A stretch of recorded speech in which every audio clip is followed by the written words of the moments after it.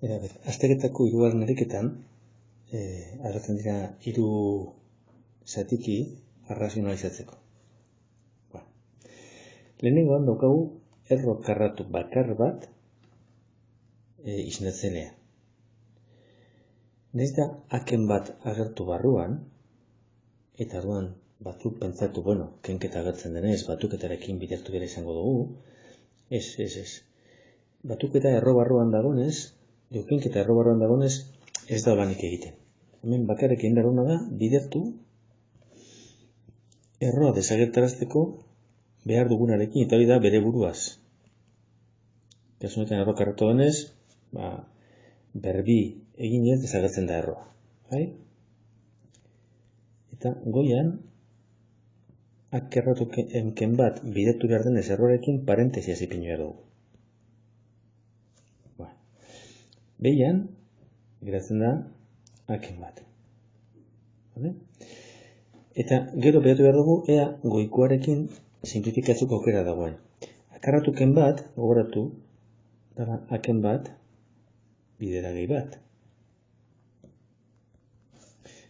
Haken bateaz desagertzen da, eta geratzen zaigu, agei bat, parentesi barruan, erro, haken bat. Bigarrena, B. Ben, daukagu. 12 zati, 7 erro, 8 izaber bost. Gogoratu. Erro barruan agertzen diren zenbakiak deskonpostuta hobeto. Lehenengo gauz izango da, deskonpostatzea hori. Eta gero horreaz, pentsatuko dugu, zenbateaz bidertu behar dugun, desagertarazteko 7 erro hori. 7 erro desagertzen da, bere barruan agertzen diren biderkade guztiak ber 7 egin da bada. Biber 3 daukagunez, ber 7 ailegatzeko, biber 4 bidertu behar dugu. Beraz, biber 4 bidertuko dugu. Eta gauza bera, isarekin, isa ber bost, ber 7 ailegatzeko, isa ber 2. Orain, izendatzailean egingo dugun biderketa hori, geratuko da 7 erro, bi ber 7, isa ber 7, beraz, bi isa, aterako dugu. Eta goian, gehitu duguna bidertzen behian bardin. Isa ber. Orain, bi isa, 7 erro, bi ber 4, isa ber 2, zati, hau dana, esan dugu dala, bi isa. Zati bi isa.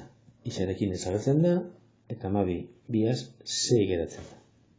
Beraz, soluz izango da, 6, 7 erro, bi ber 4, isa ber 2. Eta batzeko, hirugarrena. Hirugarren honetan, izendatzailean agertzen da, kenketa bat erro karratu batekin. Ez erro barruan, ez da kanpuan. Kasu hauetan, gogoratu, bidertu behar dugula, behar dugunarekin biderkoa nabarmena sortzeko, kenketa bider batuketa sortzeko. Beraz, bi ken 3 erro 2, bidertu izango dugu, bi gehi 3 erro 2. Eta goian agertzen dana, bebai, bi gehi 3 erro 2az bidertu behar dugu.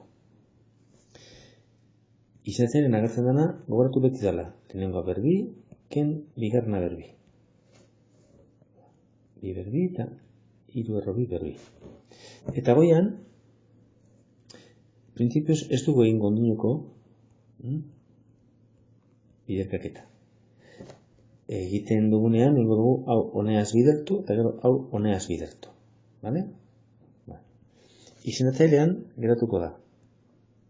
Bi berbi 4, ken 3 erro 2 berbi da, bederatzi, bider 2, 18.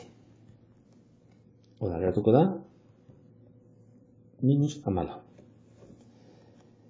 Minus 14, erro 2az ezin izango dugu simplifikatu printzipio zolan ikusita, beraz, enguduan izango da, bidertu goian agertzen den biderkaketa. Beraz, erro 2 bider 2, bi erro 2, eta gero erro 2 bider 3 erro 2, gehi iru bider bi, 6. Bai? Orduan geratzen da, bi erro bi gehi 6 zati 14. Horrein bentetu behar dugu. Zati minus 14, perkatu. Bentetu behar dugu, bata, minusak flota itzen dago, eta beraz, gora eraman behar dugu. Ba.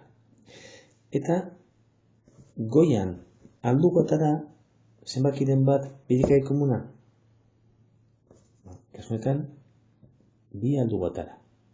Minus egoko dugu, behian 14 ipiniko dugu. Eta, geratuko da, erro bi, gehi iru. Bidertzen badugu, bi bider erro bi, eta bi bider iru, 6. Bi, 14 simplifikatzen da, eta 7 geratzen da, eta geratuko zaigu, minus, ja, biak ipiniko tez, ken iru, zati 7. Holanik. Batzuk igual ipiniko zuen, minus, erro bi gehi iru, zati 7. Ondo. Modu bietan.